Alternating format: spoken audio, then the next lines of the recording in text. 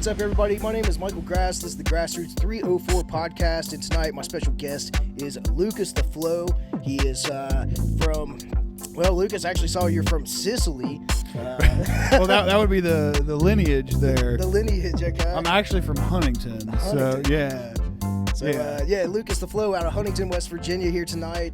I forgot to mention this is actually episode 46 this evening. And we got a big EDM show going on here tonight at the shop with Lucastheflow, CHILLBIG, Happy Endings, and Kevolution. And I think this is the second one that we've done plenty of them down here, but this is, I think, the second one that you've actually done here at the shop. Right? Yeah.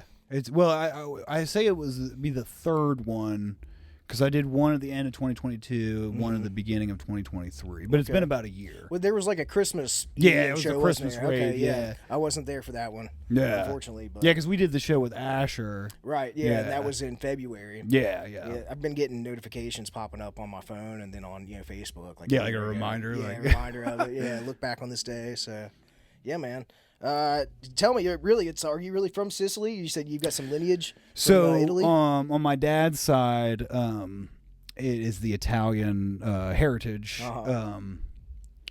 It's funny. I'm actually from Calabria. That's the part of Italy. I need to change it on Facebook, but Calabria. My dad would be pissed if he saw it was Sicily. But it's interesting because when I was 18, when I graduated high school, my dad took me to Italy, me and my cousin. So I got to spend 2 weeks there. We went to Rome, Venice, Verona. And I'll never forget, I saw Santana there. That's cool. Which was wild. I saw him in a Coliseum, and it was one of the surreal shows I've ever seen. So that's my lineage on my dad's side. So I do have Italian. Yeah. Yeah. Okay, cool. I saw that, and it really threw me off. I was like, I had no idea, but it's funny. Yeah. Well, Lucas, tell me how long you've been creating and producing electronic music. So I really started in 2010. I got Ableton Live. Previous to that, I'd say 2008, I got GarageBand. That's kind of the very roots of experimenting with it. But 2010 is when I started using Ableton Live and producing my own electronic music. And so I've just been continually kind of growing and progressing my sound over the years. And it's really cool to be able to do shows like tonight because I'm going to play a number of my own songs, but it's taken me a number of years to feel like my music was good enough, in comparison to DJing other people's stuff. So it's been a really cool journey. Yeah. Okay. There's a song specifically that comes to mind that I remember that sticks out, but I'm going to ask you first, what was the first electronic song that you can think of or that you may, remember that, inspired you to want to start producing?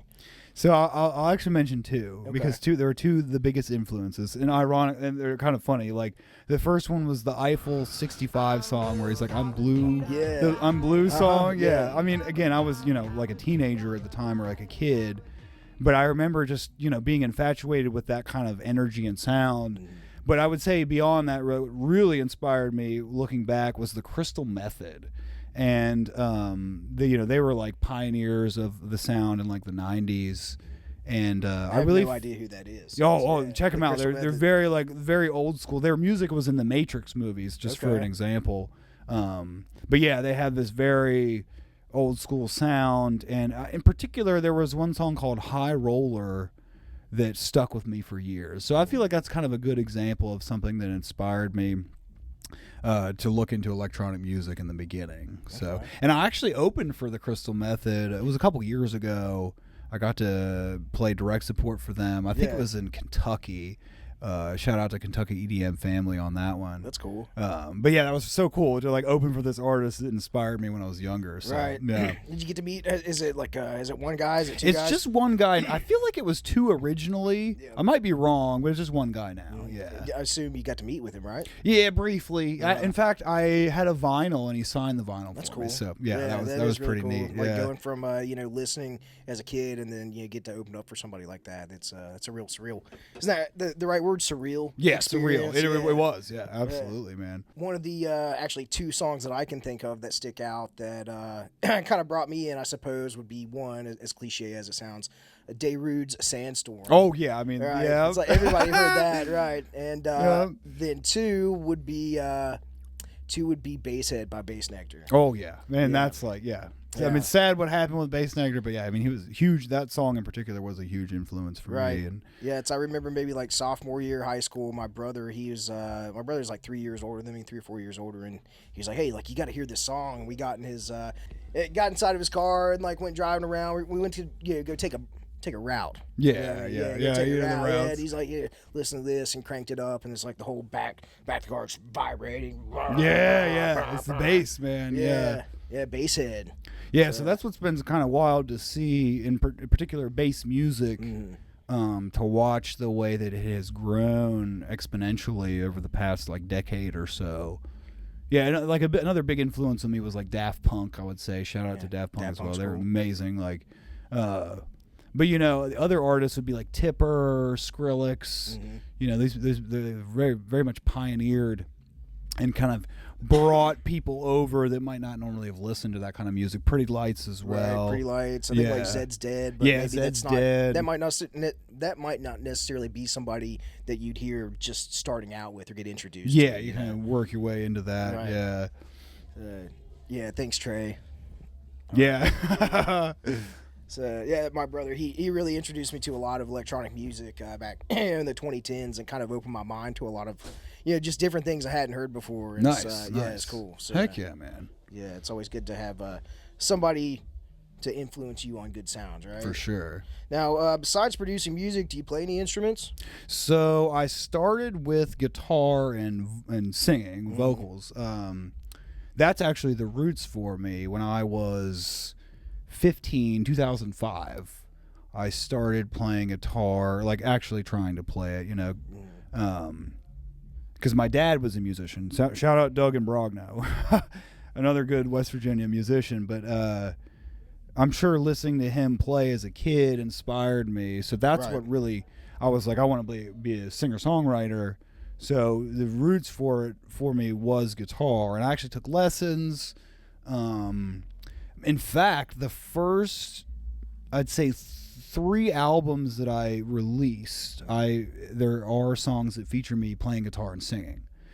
I will say, that being said, it never really like clicked with me like guitar or voice, and I practiced it for years, but it just never felt like it was something I was naturally meant to do. Well, when I got into production, that clicked for me. I was like, okay, this is what I really like. But I love live instruments, and I wish I could play them in the way other people do. But I will say, with my original music, a big thematic thing to my music is recordings of, and it's not me playing it, but it's recordings of people playing instruments. So it's almost like I try to incorporate that live element, even though I'm not playing it, but into my own productions. So you busted out a couple questions without me even asking. Oh, nice. So I was gonna say, who are some of your inspirations? But naming your dad, of course, just like me naming my brother, is having somebody close to you to inspire you to be into music, or play the guitar, like you said, or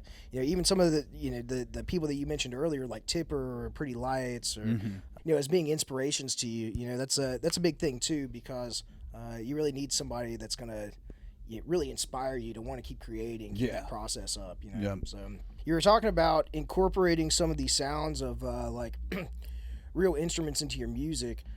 If you could do that yourself, of course, and play guitar and things, what other kinds of sounds would you personally want to incorporate into that? I personally love brass instruments, so like saxophone, trumpet, like that's one of my like favorite things to incorporate into music. Although I also love a good piano, good keys. And I like, even with like different types, I love. With production, you can take anything. You can take any sound. So sometimes I love finding like exotic things, like what's the word I'm thinking of? The Japanese instrument. I love taking unique instruments that you might not normally hear and incorporating them into my music as well. which is one of the things that I think really drew me to production, because it's like an infinite palette of sounds that you can tap into. So things I might not normally, even know someone that plays that type of instrument, you can find samples of it and you can incorporate into the music. So I love doing that. Yeah. I recently heard somebody that sampled birds. Yeah, things like that. I mean, honestly, I love doing that, sampling nature, sampling animals, And again, that's one of the things I think that really drew me to production is you can turn anything into music. So one of my favorite things to do with production is layer in natural sounds. It could be water, it could be, like the sound of electricity buzzing, or, something like that, nature sounds like rain or something like. So that's what makes production so fun, is it's like anything could become part of your song, essentially. Yeah. It's whatever you can imagine, essentially. Yeah, right? exactly. Whatever you can put into that mix down, Yeah. Could there ever be like too much well, to that's go the into other it, thing. though? Yeah. And that's something that I've been working on over the years, is paring down production to make each element stand out the most. And that's also what the journey of learning production is very much about, that element of like, you have so many options, but you got to dial in the ones that you're using. So that's actually something I've been working on a lot lately, where I DJ and play live shows. I want to have music that people will dance to. So a lot of the music I've been making lately, I've been simplifying it and making it more rhythmic, so I can play it out on like shows tonight. Right. Yeah. Okay. Yeah. So it make people want to boogie more. Yeah, it's like because I love making music that's more like ambient as well, or like vibey, chill. And again, that's what's so fun. It's like you can produce any genre basically. So, but I've been doing a lot of DJ sets. I've been having quite a number of shows in a row. So I've been on this big tilt of making the more danceable music. But I love doing the other styles as well. So. Right. What would you call your genre or your sound? So I have it on my SoundCloud as Cosmic Liquid Frequencies. Okay, that's a tongue twister. Almost. Yeah. But it's this element of like, cosmic energy in music within frequencies. But really, I would call it, kind of multi-genre. Yeah. Okay. Yeah. I dig that. You're now based out of Columbus. Tell me about the music scene there, and how would you compare it to the electronic music scene here in West Virginia? So, I absolutely love the Columbus music scene. I've been there I moved there about 6 years ago. And I've been very, supported by a lot of the local promoters and artists and fellow musicians. And there's obviously more opportunity there, more venues doing electronic music, more artists doing it. Right. Which creates more of a community around it, which has been one of the coolest things about it. After doing electronic music in West Virginia for many years without that big scene, it's been cool to go to a larger city. That being said, I love the music scene here in West Virginia because it's where I'm from and it's where I started. I actually started doing house parties in college when I was going to Marshall, so that was kind of like the DJing roots for me, was DJing these house parties. And I will say shout out to Underground Industries. So Stacy, she was an integral part of booking me for actual events, for shows in Huntington. And that was kind of like the roots for me before I moved to Columbus, was doing the Underground Industry shows. And it was such a cool scene. I really miss a lot of those people because, quite a number of years have passed and people have gone their different directions. But what makes West Virginia so cool is this element of like there isn't as much going on. So when things do happen, like tonight, there's a lot of energy that goes into it. Right. It's not just another show, another week type of thing. Of course. And that's why I love coming back here, because there's such a good community here of people that when things do happen, people come together for it. Oh, yeah. And one of my biggest dreams is to see the scene here in West Virginia, grow and become even bigger, because there's so much talent here and good people that deserve that kind of, culture. Yeah, definitely. There's a ton of talent, and it's almost kind of easy though to stand out in West Virginia. Exactly. Because even though there's a lot of talent, there's not either. It doesn't. They don't all have the same platforms. Yeah. Right. Yeah, and it is growing, like you said. I've seen it over the last that I've really been paying attention. Maybe the last, I don't know, since 2016. So what's that been? 8 years now. Yeah. Sort of thing. And to see it come from small stuff happening like down at the Monkey Barrel. Oh, I remember the Monkey Barrel. Yeah, man. to big events going on at the Hole in the Wall studio Mm-hmm. now transitioning to here at the shop, which is taking on some sort of the Hole in the Wall studio as well. Of course, the camera can't see the poster that's up here on the wall, but here's a shot of that is Tyler, fun, Kim, yeah. and Wes at Hole in the Wall, and that place was a real trip. So to be able to just see everything come together, and like you said, the people that are here that support that, they all come out in the droves to really make things happen. And to show their support for it. So it is. It's not just like another weekend at another club or venue that has electronic music going on. I'm sure there's multiple in the Columbus area that you could go to and see all kinds of different music all the time. In West Virginia, we're pocketed. We're regional areas, mm-hmm. and you just don't get that unless you're in Huntington, Charleston, Morgantown, maybe. Yeah, Morgantown does have a scene too, though. Yeah, Morgantown has a scene. So it's a cool thing. It's a special thing what we've got going on. Yeah. It's I couldn't help from eavesdrop just a little bit ago and hear you and Rocco talking, but with the newly advanced AI technology, what's your opinion on the use of AI when producing music? It's a very good question, and I have actually been using it a little bit for mastering. There's mastering software that can use AI to mix things for you. Obviously, just like anything else, technology has good and bad elements to it. But I personally have always been an advocate for the advancement of new creative tools. So I personally see AI as just a new tool. It's not going to replace musicians. It's still an input. You're inputting what you want it to do. So, like, for example, with production, it's a very technical kind of thing, like frequency science and the way it all kind of works together. So I think it's kind of exciting to see how AI might expedite the process of mixing and mastering things so that producers can be more creative.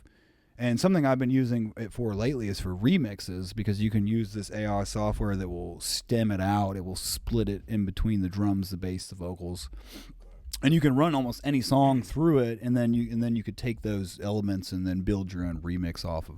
So That's actually, cool. some of the tracks I'm going to play tonight are remixes that I made using that AI splitter. Okay. Yeah. By chance, are these Jason Leach remixes? They're not. They're not? Okay. Although I'll say shout out Jason, because I just did a show with him last week. Yeah, that's what I was going to say. I saw you had some Jason Leach remixes that you'd been working on. So well, I would say they weren't necessarily of him, but they were remixes of artists that I made for that show. Okay. And I'm going to play him out tonight as well. So, Awesome. But yeah, like that was a really cool experience. Shout out Jason. Shout out Jason. Yeah, he's cool. We had him here at the shop here, I don't know, 6 months ago, 8 months Nice. ago. Yeah, and he was on the podcast. I mean, it's been like, because I used to do shows with him in Kentucky a couple years ago, and he's always been, amazing. But it's been so cool to see his just meteoric rise. Right. Like, I mean, take it off. He deserves it. You know? Yeah. But it's interesting because I was talking to him about AI, and he said the same thing. He uses it for some of his remixes to get the individual layers of the tracks. So, Right. Yeah. Well, I think, it's not just you guys that are doing that. There's probably tons of other people that are doing it, and there's probably people that have been doing it that That's we a didn't even good know question. about. Yeah, right? yeah. So, I've seen these stories about these, like, AI rappers that have, like, produced songs that have had, like, millions of streams, which, I mean, the streams can be fake, too. That's why. That's true, though. That's yeah. nothing. So, but to be able to see, like, that and, like, fake AI make a song that's popular and then it pops off that people like, and it's like, is there a future for DJs? That's where is there not? Is AI going to take it? I don't think it's necessarily going to take over, because there still needs to be humans that influence that. But I think that there are going to be very popular AI DJs and producers that come out. There's some producer out there that's good at what they're doing, that's putting that information in there to the system, to the algorithm that's helping build that. And it's just how it goes. Dive down the little wormhole here, huh? Yeah. Oh yeah. That's cool. it's subtle how many ways it's being incorporated in different. Even social media itself is a giant AI algorithm where it's feeding you the information that you're interacting with. So just like anything else, I was talking to somebody earlier about this, where it's like, and it's just technology advances. It's just like when computers were invented, or when the internet was invented, or this modern production technology. It comes. It's a challenge to the previous way of everything that was being created, but it also opens those new avenues. So yeah, definitely. It's interesting. Well, it can either go really good or really bad. That's what I'm saying. It's either way. Yeah. Yep. You got any new upcoming releases? So I do have I have 3 label releases I'm currently working on. I don't want to officially say the names of the labels yet because I want to wait on it to come out, but it's been really cool because I've had a couple of labels contact me. They've reached out to me, which is, an amazing feeling that they would specifically request music from me. So I put a lot of effort into those 3, and they're all different too. Like one's a down tempo one, one's this kind of like glitch hop funk, like Grizz style tune, and then one is a deep dubstep song. So one of the things I have always aimed for with my project is the multi-genre thing, where I'm not just making one form of electronic music. So I have those coming, and then a couple of these remixes that I've been working on. I think I'm going to release maybe one of them here and there, because I've been trying to get into this habit of releasing more music. Because it's like, I'd say one of the biggest struggles of being a producer or any musician is that you might write a bunch of music, and then you almost like get too critical of yourself, and then you don't release it. Right. And then you just go on to the next song, and then you have all this work that doesn't even get out there. So it's been a big goal of mine in 2024 to release more music that I'm working on. So I've already released 2 this year, and the idea is to do maybe 1 a month. So yeah, right. Keep it fresh. Keep the algorithms happy. That's the other thing too. Yeah, as if we've got to just put everything up for the computers to pump us out there for all of our fans, right? Exactly. Yeah.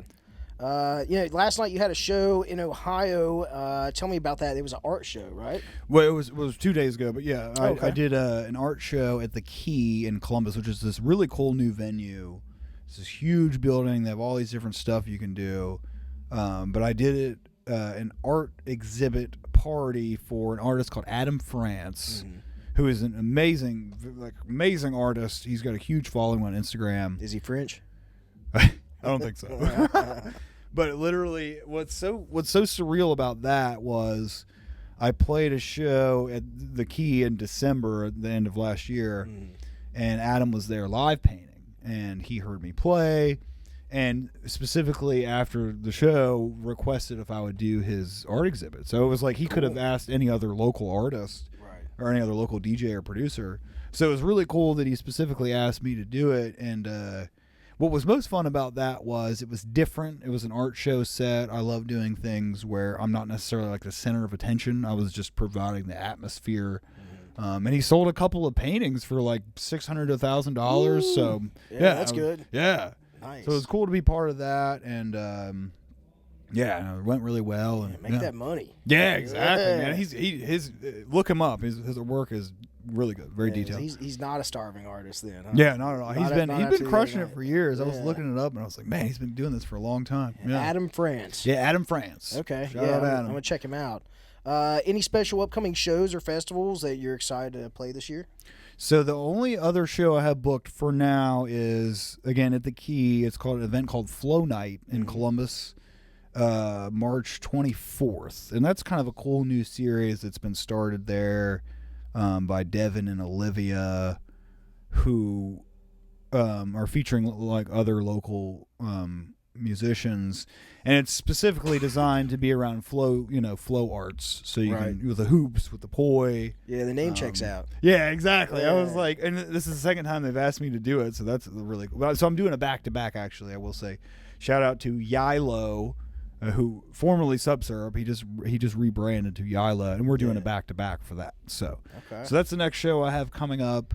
I actually don't have anything else planned right now, although I've had a really nice streak of doing events for like about half a year straight. Yeah. So right now it's kind of this cool feeling of like, who knows what comes next, but it's been a good run, so I'm down to take a little month off or something, you know. Right, yeah. But yeah, and I'm hoping that we'll get some festivals in the works here, so we'll see. Yeah, man, we need to get you like grooving. Yeah, grooving in the Grove. Yeah, I would love to do that. Yeah, that'd be good. Man, that was a real fun. I wouldn't even it is a festival, man. That was like a party and just like that's what I heard. One of my buddies went to. He was helping with the sound there, and he said it was awesome. Yeah, so, It's last year was the first time I went since 2019 because of COVID and whatever else was going on and stuff. But yeah, it's a real fun one to go to. So. Well, Lucas, one more question here for you, and then we'll wrap things up. Has anybody ever asked you or told you that you've got a doppelganger? You know what's funny? Yes. Yeah? Yeah, like in fact, multiple doppelganger, like other people, multiple different people have told me this over the years, which is a little bit of a mind warp there, you know. Right. Well, it's this one should come at no surprise here, but Tim Hoover. Oh DJ yeah. Tim Hoover. Oh Tim, I've definitely heard that before too. Man, miss you, Tim. Yeah, Tim Hoover. Right. It's been a hot minute since he's been back to West Virginia. Yep. Yeah, out in Vegas now. Yep, exactly, man. Living the life. Yeah, I remember someone was joking. He was like, it was on Facebook or something. It's like, my son. My son? Yeah. Oh, right. Because he's older, you know. Right, yeah. He's got a little bit more salt and pepper. Yeah, he's getting the white in there. I'm 30. I'll be 34 in actually like 2 weeks. So I'm getting up there, man. Oh, happy early birthday. Yeah, thank you, man. Yeah, sorry, I don't have here. It's not a gift, but you like things that smell good? I do. Yeah. Okay. Here, take a little whiff of that. Absolutely. Yeah, it's eucalyptus and menthol and some other stuff that I can't pronounce. Oh yeah. And it'll open the cavities, right? I'd say so. Yeah, this is better than Vicks. Yeah, right. It is. Yeah, it smells just like Vicks, but is very strong. Nice. Yeah, we had a band that came through here a couple months ago with those, and it's interesting because it's like, I'm not sure what language that is on there. It's like Thai. Thai. Yeah. That's awesome. Yeah, good stuff. It really, in the mornings, if I'm feeling like lazy or just still tired, I can see it sitting on the table in the living room. Pick you up. It's not smelling salts. Get the day started there. Get the day started. Yeah, whiffed that about 4 or 5 times. So yeah, man. Well, hey, thanks for coming on. I appreciate it. Absolutely. Thank you for having me, man. Of course, anytime. I love seeing what you're doing. Doing these kind of interviews and highlighting West Virginia artists and talent. It's like, love this state, and one of my biggest dreams is to see more highlight, more platform for the talent, from musicians to artists to podcasters, whoever. Right. It's just so cool. So love what you're doing, man. Well, thank you. It's fun to do, and of course, if the artists and the musicians want to sit down and do it, I'm more than happy to do it. So heck yeah, man. Yeah. Hey, why don't you go ahead and shout out Why don't you shout out your social medias? Shout out your social medias to everybody watching. So the best place to find my music is soundcloud.com/Lucastheflow. You can also find me on Spotify. I just don't have the majority of my music on there. You can also find me on Facebook at Lucastheflow and Instagram at The Flow Music, and those are all the ones I use the most. So Awesome. Well, there you go. There you have it. Bad. Flow. Heck yeah. Thank you, man. You're welcome, of course. And for you guys watching, if you like this podcast, you can check out more by searching for the Grassroots 304 podcast on Facebook, YouTube, and Rumble.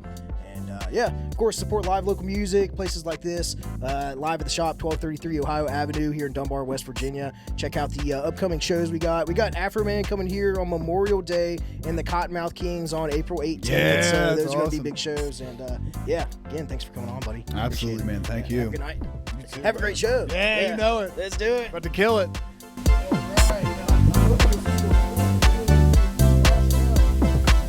Oh, yeah, 4 minutes left. Yeah.